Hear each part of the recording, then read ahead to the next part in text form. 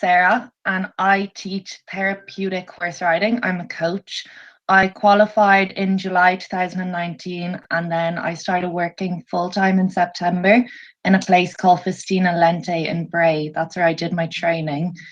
And then once I started this course, I've gone part time. So I'm working at the weekends at the moment. And it's such a broad subject, but I'll just try give a brief overview and hopefully it will be interesting. Okay, so basically, therapeutic horse riding is a multi-area intervention equine assisted activity. It's used for children and adults with a variety of physical, cognitive, emotional, and developmental disabilities. It's been used for decades to improve physical, emotional, social, cognitive, behavioral, and educational skills. And it's also just an enjoyable and a fun activity for all ages. I put an emphasis on it being an inclusive activity because it's something that everyone can enjoy. And especially a lot of children that come to us, they wouldn't be able to partake in the same activities that their friends do. So it's something that just gives complete freedom and enjoyment, no matter the ability. So how therapeutic riding works and why it's so beneficial is we use a thing called rollers instead of saddles. So a roller, it's basically like the rider is riding bareback. And this is what really allows the movement of the horse to transmit through the rider's body. Because the horse's gait, it's a three-dimensional rhythmic and repetitive gait, and it stimulates a natural human walk. It mimics the human gait. And this stimulation makes the rider's pelvis move in a way that gradually makes them more relaxed and supple. And this strengthens muscles, reduces spasms, improves mobility, posture, coordination, fine and gross motor skills. It's essential for the rider to be sitting correctly in order to achieve full benefits. This is really important because if the rider isn't sitting correctly, they're not getting the full benefits of the session and it's not as worthwhile. And how they need to be sitting is exactly centered. And this is because their pelvis is aligned with the horse's spine, and this allows the movement to transmit. So when I started coaching, I was advised to check the rider was sitting centered almost every 2 minutes. I would do this by standing behind the horse and making sure their pelvis was in a straight line over the horse's spine. But then gradually you just get an eye for it and you can see. So you will need to shift the rider every few minutes maybe to make sure they're sitting correctly. So this is a picture of the roller. This goes on the horse's back. And the only difference between this and bareback is this handle on top of the roller, that's for the rider to hold on to. That supports them and their balance. And then we will put 2 pads underneath, and that just makes it more comfortable for the horse. So everyone can benefit from therapeutic horse riding, but the following diagnosis is what we would see a lot of in work. ASD, particularly, a lot of children I teach would be on the autistic spectrum. ADHD, ADD, cerebral palsy, Down syndrome, cognitive disabilities, developmental delays, multiple sclerosis, spina bifida, spinal cord injury, osteoporosis, vestibular diseases, disabilities, epilepsy, and brain injury. Anyone who has a physical or intellectual disability will particularly benefit from therapeutic horse riding. It gives a sense of freedom and enjoyment that many riders may not get from occupational therapy, physio, and various assessments. A lot of people that I coach, they go to a lot of appointments during the week that they may not enjoy. They may be painful for them or boring, and they got a lot of exercises to do. So their parents really love them coming to therapeutic horse riding because they're getting so many physical benefits and they almost don't realize sometimes because they just think they're going horse riding and it's fun. Like there's loads of fun parts of it and it's enjoyable for them. So that's a really nice part of it. So this little girl is one of my riders. She is about 3 or 4 in this photo. She's actually 12 now. So she uses a wheelchair. She's actually paralyzed from the neck down. So in this photo, you can see she has a red strap on her back. And we use this for just extra support because what we do with therapeutic riding, we try not to touch the rider unless we absolutely have to. We want to give them freedom. So you can see, if you look closely, there's like a little strap at the back of it. And if she was getting unbalanced, or we were going up a bump or a sharp turn with the horse, we could just hold this for extra support to stop her slipping. So you can see she's very small here. So when she was riding at this age, she could just be lifted on and off the horse. But obviously now she's not a lot taller and she's heavier. So she uses a hoist to get on and off the horse. And we have horses specially trained for the hoist. They park up beside it, and then we put the hoist on the rider and they're lifted into the air and then down onto the horse. And then they're given complete freedom to ride a horse like anyone else. So a typical therapeutic horse riding session is always a private session. It's one-on-one. And this way the session can be completely tailored to the client's needs and also the activities that they enjoy. Like every session for every rider will be completely different. They're no more than 30 minutes. It sounds like a short amount of time, but they're extremely tiring. Horse riding in general is a sport that uses every muscle of the rider's body. So for someone with a physical disability, it's very tiring, and 30 minutes is more than enough. A session consists of the coach, the client, the horse, and a leader always. And then if the child needs extra support, or sometimes we have kids who are likely to just jump off the horse in the middle of the session or anything like that, we'll have a side walker as well. So there's a person on each side and then a trained leader to look after the horse. And then we'll include different activities in the session. So you can see in the photos here, one, there's like rings where they reach up and put the rings on the stand, or we'll have balls they can throw the nets into. And they're games for the riders, and you can make them really fun, but they're also really good for stretching and strengthening the core and balance, fine and gross motor skills, and then different stretches like the girl on the right is doing. That would be a typical warm up. And it's also really good for checking the centering and how the child is sitting. So sensory input is a huge part of therapeutic riding, and particularly children on the autistic spectrum get so much out of it, and the horse is amazing for giving sensory input. We have specially designed sensory trails in our stables, and most stables that do therapeutic riding will have sensory trails. So nice. It's outside. They'll have different bumps, hills, water for the horse to walk through. We have little fairy houses that the kids can open and they can put things in them. We can leave things in them for them to take out. And then, as well as being fun for the clients, the horse moving on different level surface is really good for building muscle tone and strength. And then just being outside, like for anyone, is really good for mental health, being out in nature. So this is just an example of our sensory trails in work. The one with all the horses walking through, that's a forest that we have. And that's where we would have the fairy houses and things like that. And then there are gardens. So we can actually walk through the gardens with the small horses as well. And there's a lot of horticulture and other activities that go on in there. And this isn't the stables that I work in, but it's just another example of sensory trails and different activities. And you can see the horses are completely calm, they're well used to them, and the kids just really enjoy them. It's fun for them to get out of the arena as well. So horses are amazing animals and have such a calming effect on people, even if they're not riding them and they're just around them. Our horses that we use for therapeutic sessions are really well trained, and they generally don't react. Like, they're very safe. They've gone through a lot of training before a rider is on them for a therapeutic session. But like all animals, they can be unpredictable. So it's really important for the therapeutic coach that is working with the horse to know the horse really well and be able to read their reactions.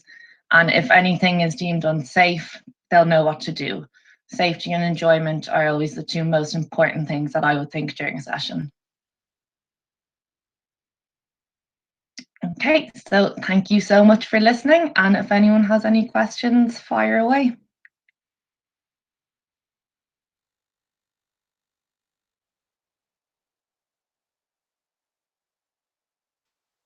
Great. Thank you so much for giving us that time. And can I just ask you a few questions Of course. before we finish? So, can anybody do this, or do you have to have an inclusion need? No, anyone at all can do it. So we would have a lot of clients referred to us from doctors or occupational therapists. And then we have a lot of people who've just heard about it or read about it. And you don't have to have a disability either. Like I have a lady who sometimes just gets back pain and she finds it really, really helpful riding in the roller even once a month. So anyone really. Okay, and is there any, how expensive is this? So, like, what is the cost of doing a session? So €40 for 30 minutes. It Okay. could be different in other places, but I would say that's the general cost of it. And then most people find that riding once, even every 2 weeks, makes a massive difference for them. Okay, and is there any government help or supports for people like who have been referred? Would the government give any grants in Ireland for that? Yeah, so Festina Lente, where I work, is a non-profit organisation, and we will get a lot of funding for that. And they do a lot of other equine assisted activities. So they do supported helper programs, which is working with horses on the ground. They do horticulture as well in the photo of the gardens that was in the presentation, and the therapeutic riding as well. So there's definitely funding available for it. Okay, and obviously in the restrictions, how has the centre been affected by that? A lot. So we can't do sessions at the moment, which is really hard for the kids because we've heard from parents a lot of them are really, really missing it. Back before the 5K rule was down, we were doing supported helper program. So they could come up and just be around the horses, and they have their favorite horses and they love them, and they could groom them and walk them, and we could keep our distance that way. Because a therapeutic session, you do have to stay very close to the child at all times, just in case something happens. But unfortunately, we had clients coming from inner city Dublin and really far away. They're not in the 5K, so they're missing it a lot at the moment.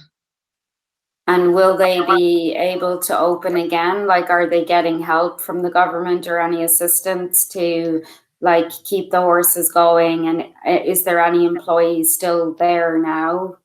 Yeah, Just so we're running. still there. I'm still in every weekend, and the horses are still being exercised. It's just the social distancing that's the main problem for therapeutic riding. Like there is still mainstream lessons going ahead where the riders can mount themselves and tack up their own horses. It's just the risk of COVID and the 2 meters, which is stopping us at the moment. So as soon as the vaccines get rolling out, hopefully we'll be able to Yeah. get that back. And do these horses have to have any special training to become a therapeutic horse? Is it like an age, or is it a certain So type of horse, or how do they choose those horses? So the horses are like people almost, like they really just have their own personality, and you can't train a horse to be a therapeutic horse unless they're a certain kind of horse anyway. So like we have some amazing rescue horses that would have been pulling carts in the middle of town, and like they're actually amazing because they're used to such loud noises and bangs and things like that that nothing really phases them. So they work really well, which you wouldn't expect. And then we have some other horses that are just really calm temperament, really trusting. But then there's some that you just know it wouldn't work as well. So it depends on the type of the horse, and then you can give them the training, definitely. Okay, so and where do you get horses from? Different places? All over the place. Yeah, completely different places. Okay, so they come there and then you decide who is maybe a good candidate for. Exactly, yeah. So we pop them in a mainstream lesson first, and then if they're showing potential, we'd put a roller on them, and then we'd get on them and we'd use the hoist and practice, and we'd be kind of clapping and shouting on them and see how they react and throwing balls across and stuff like that. And some of them just Wow. aren't engaged at all, and some of them it's a definite no. And I guess so they're in a way they're kind of like an SNA of sorts in the animal world. They are, because people say they're like, wow, that's amazing, but the horse does all of the work.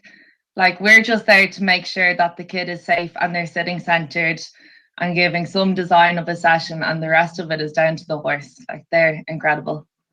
Wow. And so there's two people on every session. So there's two people with the person on the horse. Yeah, so there's the coach who is leading the session, and then there's a leader. So their job is to look after the horse and steer, stop, turn, stuff like that. And then if a sidewalker is needed as well, depending on the client, so then there'd be one person either side of the child and someone holding the horse. Okay, so there is a lot of like there's a lot of people involved Yeah, in there's a this lot one going on. session. And is there any research around therapeutic horse riding, like studies that have shown improvement?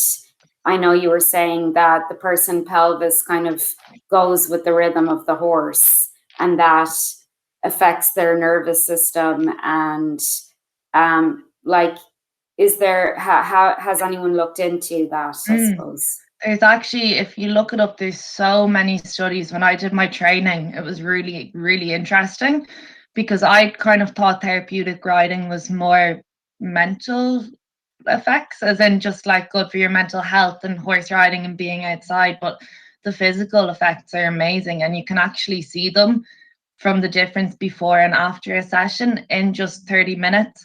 Like, I would have a lot of children with cerebral palsy as well, and sometimes when they get on the horse, they're so tight, and even walking down the steps, and their legs would be like almost hunch up by the horse's spine, and then you'll see them just gradually come down, and you'll see their hips loosen up, and then when they get off the horse, it's like a different child walking up the steps. It's That's amazing. incredible. And how many sessions would they be kind of coming every week or 2 weeks for? Would you give them a plan like an IEP, or is it up to them, or would their occupational therapist possibly give them a plan? Do you know what I mean? Where they would come for every 6 months, and then like, do you see lasting effects, or do you need to kind of keep Yeah. doing it? So anyone who I have worked with has been there for years before I started and hasn't left since I started. So they generally start when they're really young, and like, I've never seen anyone not come back. Because the Wow. kids love it. Like, it's fun for them. They don't feel like they're doing like anything hard work or anything like that. They love the horses and they love being around them, and you can make it really fun as well for them. Yeah, that's it. I mean, it's like it's enjoyable. It's not like a physiotherapy where they're Exactly, just, yeah. you know. And they And normally how have a many lot of, sorry, I was saying they normally have a lot of other appointments during the week as well. So they don't view it as that. It's different. and do they form a bond with the horse? Oh, definitely. Like, if their favorite horse isn't free that week, you'll have to do some moving around. They have their favorite horses, and it's really sweet, because even when we were closed, then we were FaceTiming them, and we would have the horse on the phone, and they could talk to the horse and see their favorite horses and stuff like that. So they definitely get attached. That's incredible. I worked in a school completion program in Ballymun, with kids who weren't in secondary school anymore because it didn't suit them, but they were too young to go into a work or place or a youth reach. So they were kind of in a gap year. They were around 15.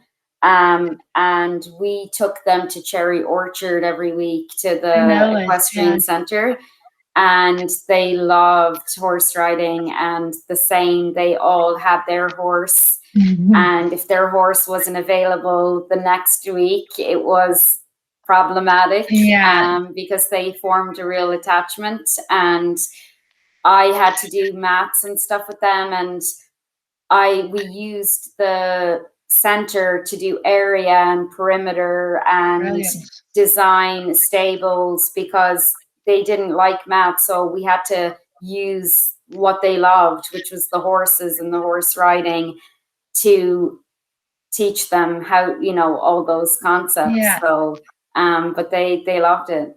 Yeah, the horses teach them so much. Like, even one of the last slides I meant to add for safety. So it really teaches them kind of like responsibility, boundaries, and respect. Because we would have some kids, and like it sounds amazing, but then there's days when the rider's having a completely off day. They don't want to be there, they don't want to be around the horse. And sometimes they'll act really violently towards the horse, or they're not doing it like, intentionally, they're acting out, and that's just a complete no. So if the horse is being hurt or disrespected in any way, they know that the session's over. They will get off the horse and they won't go back until they're ready to treat the horse with respect. And you can see how it kind of gives an understanding of how much the horse is doing for them, and like how important it is to look after the horse. And then they'll come back and they'll be like, okay, I'm sorry to the horse, and they get it. So it's a good way for So them. incredible. It's so incredible how animals teach us so much. And do you think that the horse also picks up the energy of the client? Oh, 100%. They know. Like, we have some horses, and if we were on them, they'd act a completely different way, or they could be quite cheeky, but they just know as soon as a certain rider is on them to look after them and what to do. And particularly the hoist horses, like for the wheelchairs, they will just stand right beside and wait until the child is down and sitting correctly and the coaches come down. But then if we try to do that while we're getting their feed or something, like there's no way they're standing that still for us. And would they always then be designated to have the hoist and to have a wheelchair person? Yeah, so we'd have to be very particular on what horse we use for a hoist for obvious reasons. So we have 3 at the moment, and then we were training another 2 just before COVID. But because we have to be so close to each other while we're doing the hoist training, we had to put that on hold because we have to strap each other in and everything like that. So hopefully we'll get back to that as well when things go back to normal. Absolutely. And so, what is your plan? Are you planning to stay in this area I long don't know, term? to be honest. Like, I absolutely love it. And I loved it when I was full time. I'm really lucky that they kept me part time because I wanted to do the SNA course as well. So I would love to do both, ideally. So That'd be hopefully, great. yeah. Yeah, that would be really nice to have, I suppose, the experience there, and Yeah, it then helps so much. Like, so much I learned from work is helping me with this course, and then so much I'm learning in the course I'm bringing to work, and it's just great to have the extra knowledge, really. absolutely. I think they're very complementary to each other. And Yeah. what made you want to get into this area? So I've always been around horses, and since before I could walk, I was riding horses. So Okay. I kind of always wanted to work with them. And then I just had a really big interest in disability as well. When I did the social studies course in Dundrum, like 4 years ago or something, I did work experience in Cheeverstown. And then someone had mentioned therapeutic riding. I think one of the children did it, and I actually knew the stables because I had rode there when I was younger. So I just kind of looked it up and then saw the course, and I was like, oh my God, this is perfect. And I applied for it. And how did you get into horse riding at such a young age? What was your inspiration, or And where did probably that my come from? parents. My parents met horse riding, and they weren't really big, like they didn't own horses or anything, but that's how they met. So they kind of got us all into it when we were younger, me, my brother and sister, and the 3 of us were just hooked. They probably regretted it then because they were bringing us to the stables every weekend. Wow, what a love story. That's so Yeah. nice. That's so romantic. Oh, that's so nice. Wow. That's an incredible story Yeah, and we're all animal really, mad in this house. really inspirational. And it's incredible what you do. I really admire you and thank you for sharing your time and doing this presentation. I know that we're all going to benefit, and a lot of people in the class have been interested as well in the topic. So I'm going to end the recording now, and then Thank we'll you so stream it much. tomorrow. And thank you. And then maybe there might be a few more questions at the end. I probably asked you a couple anyway. So thank you, Thank you. Sarah, so much. Have a No wonderful rest of problem. your day, and I'll You chat to you too. Thank soon. you. Thanks. Take care. Bye. Bye bye.